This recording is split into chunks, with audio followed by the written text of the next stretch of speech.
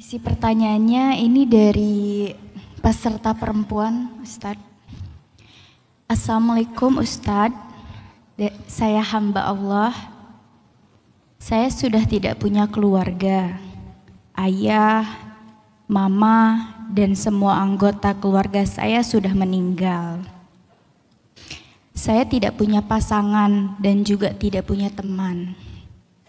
Saya tidak suka keadaan ini Ustadz. Saya marah pada keadaan ini, kepada lingkungan dan kepada Allah. Saya lelah Ustadz, saya mau nyerah. Saya nggak suka hidup di antara orang-orang jahat. Kok sedih?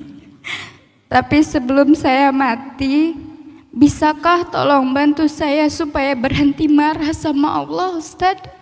Terima kasih. Saya jawab dengan angle pengalaman pribadi ya. Walaupun saya nggak pernah pengen mati sih. Tapi maksudnya apa yang bikin kuat ketika diuji? Apa yang bikin kuat ketika diuji?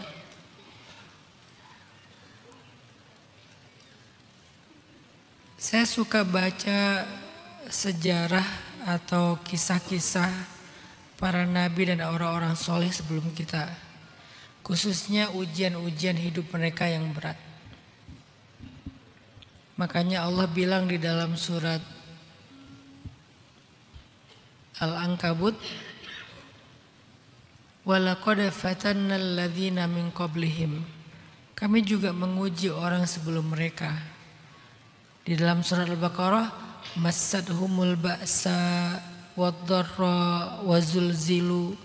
Mereka diuji dengan ujian fisik, diuji dengan ujian harta, diuji dengan ujian perasaan, diguncang. Saya suka baca tentang kisah-kisah mereka, tiba-tiba saya malu. Karena ketika saya membandingkan kisah saya dengan kisah mereka, saya nggak ada apa-apanya. Dan saya malu dengan kisah ujian seberat itu. Mereka adalah hamba-hamba yang selalu memuji Allah. Hamba-hamba yang selalu bersyukur kepada Allah. Hamba-hamba yang selalu berbaik sangka kepada Allah. Dan yang ketiga, akhirnya saya jadi tahu dengan cara itulah ending dari kisah mereka itu adalah kebaikan. Para nabi, para solehin, ending kisah mereka itu semuanya baik. Kenapa? Karena memilih sikap tadi, sikap sabar, berbaik sangka sama Allah, masih memuji Allah, masih taat pada Allah, endingnya baik. Saya nggak kenal satupun dari mereka yang endingnya buruk. Hatta Sayyidah Asiyah yang dipaksa nikah sama Firaun, meninggal di tiang atau di pohon korma yang disalib, tapi meninggalnya dalam keadaan tersenyum karena Allah buka tabir hijab surga di hadapannya. Hatta Masyitah yang dibakar hidup-hidup tapi kuburannya wangi ketika Nabi Isra dan Mi'raj. Hatta Habib An-Najjar yang ada dalam surat Yasin, yang dia bilang ya laita qaumi ya'lamun bima ghafara li rabbi wa ja'alani minal mukramin. Ketika dia terbunuh gara-gara membela para nabi, dia meninggal di dalam kubur, dia bilang, aduhai seandainya kaumku tahu betapa nikmatnya hidup aku setelah mati gara-gara aku membela kebenaran. Aku pengen hidup lagi, pengen ngasih tahu ke mereka. Jadi orang yang syahid itu pengen hidup lagi, mati lagi, hidup lagi, mati lagi, saking nikmatnya syahid. Ketika saya baca kisah-kisah mereka, saya jadi malu dengan kisah saya. Oh, kisah saya nggak ada apa-apanya dibandingkan Nabi. Lahir nggak punya ayah, kemudian ditinggalkan ibu, ditinggalkan kakek, yatim piatu, nggak punya saudara.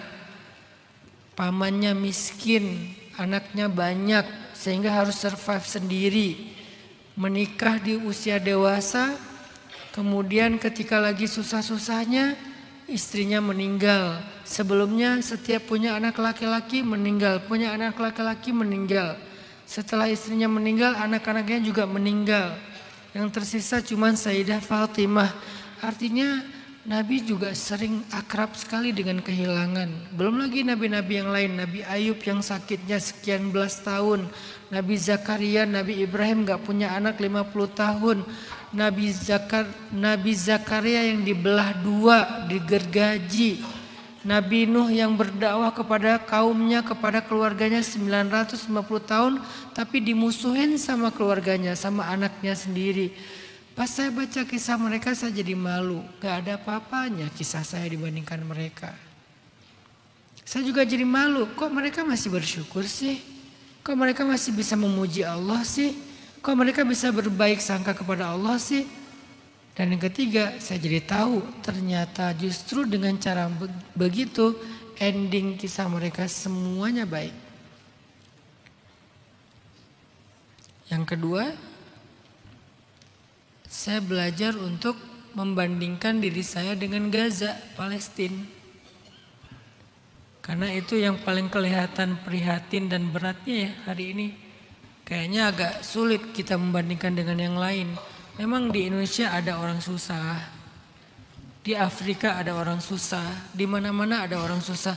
Tapi rasanya kalau ngelihat Gaza, semua kesusahan ini jadi nggak ada apa-apanya. Apalagi kita pribadi, ngelihat anak kecil. Kebayang nggak sih kalian anak kecil bayi di Gaza udah kehilangan semua keluarganya. Tapi ketika saya baca sejarah dulu ada juga bayi kayak gitu namanya Saifuddin Qutuz. Ayah ibunya dibunuh sama Mongol. Keluarganya dibantai sama Mongol, orang Khawarizmian. Khawarizmian kalau sekarang itu daerah-daerah Iran, Kazakhstan, Uzbekistan, daerah-daerah situ. Dibantai keluarganya sama Mongol, yang selamat cuma satu anak kecil namanya Saifuddin Qutuz. Lalu dia diperjualbelikan sebagai budak sampai dia jadi budak di Mesir. Lalu dia mendirikan sebuah kerajaan budak namanya Mamluk. Mamluk itu artinya budak. Sampai malah dia menjadi raja kesatria pertama yang mengalahkan pasukan Mongol di masa-masa kejayaan Mongol. Disitulah saya belajar bahwa hidup mereka susah-susah juga, berat-berat juga. Tapi mereka selalu endingnya luar biasa. Kenapa? Allah selalu punya cerita. Ketika saya kehilangan ibu, awalnya saya marah. Kenapa? Ibu saya meninggal tsunami kan?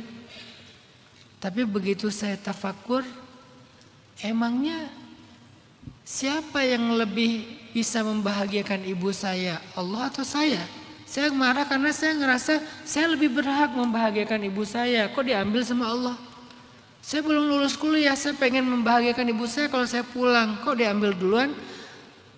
Akhirnya saya sadar Allah lebih baik membahagiakan ibu saya daripada saya. Salah satu bentuknya Allah ajak ibu saya pulang dengan diberikan pahala syahid, yaitu tenggelam. Disitulah saya ikhlas ridho. Oh Allah lebih baik. Belum lagi tadi jilbabnya tertutup, auratnya tertutup walaupun kegulung dengan ombak tsunami. Di rumah saya itu ombaknya lebih tinggi daripada pohon kelapa. Padahal jarak rumah saya dengan laut itu 3 kilo. Kalau di laut tingginya 50 meter ombaknya. Kalau di rumah saya sekitar 17 sampai 20 meter ombaknya. Kegulung di dalam ombak itu bukan air gini, airnya tuh gini kayak blender. Tapi jilbabnya tertutup. Harusnya kan kebuka semua, tapi ketutup. Allah menjaga aibnya. Oh di situ saya paham, saya ikhlas, saya ridho. Jadi saya sering membandingkan diri saya dengan orang yang jauh lebih berat, baik dalam sejarah yang ada di sekitar kita, sehingga saya ngerasa saya bukan apa-apa dibandingkan mereka. Tapi kalau saya bandingkan dengan orang yang lebih menurut saya kelihatannya lebih bahagia, saya akan berputus asa. Padahal kebahagiaan dan ujian itu musim. Kalau sekarang kita lagi susah, memang musim susah. Nanti ada musim bahagianya, gak susah-susah terus. Itu yang saya pahami. Semoga dengan baca kisah Nabi, ngelihat Gaza, ngelihat sekitar kita banyak orang susah juga, mbaknya bisa sedikit diberikan kesabaran oleh Allah. Dan yakinlah kesudahan itu wal aqibatu lil muttaqin. Kesudahan yang baik itu hanya bagi orang yang bertakwa.